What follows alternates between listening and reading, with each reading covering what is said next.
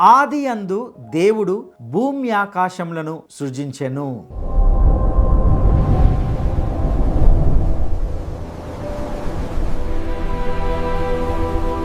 ఇది గంభీరమైన ప్రకటనలో ఒకటిగా ఉన్నది అని నేను భావిస్తున్నాను. మనం ఇప్పుడు జీవిస్తున్న ఈ గడియలో కూడా ఇది ఖచ్చితంగా సవాలు చేయబడిన ఒక గొప్ప ప్రకటనగానే మనం కనుగొంటాం. ఆదికాండం పుస్తకంలో తర్వాయి భాగంలోని మనిషి మరియు జంతువుల సృష్టిని మినహాయించి వాస్తవిక సృష్టి గురించి ఈ ఒక్క వచనంలోనే ఉన్నాయని నేను భావిస్తున్నాను. ఇది సృష్టి కథ.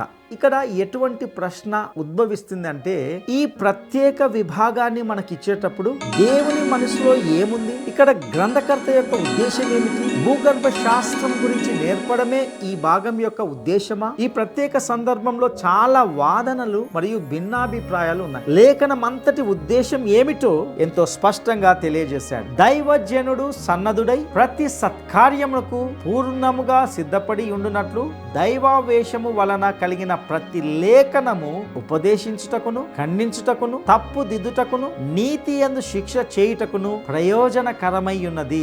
లేఖనం యొక్క ఉద్దేశము నీతి యందు శిక్ష చేయడం. ఇది మీకు భూగర్భ శాస్త్రము లేదా జీవశాస్త్రము బోధించడానికి వ్రాయబడలేదు. మానవుడు మరియు దేవుని మధ్య సంబంధమును, మానవుడు దేవుని ఎదుట ఉండవలసిన అర్హతలు మరియు రక్షించబడడానికి మనిషి ఏమి చేయాలి అని చూపించడానికి ఇది వ్రాయబడింది.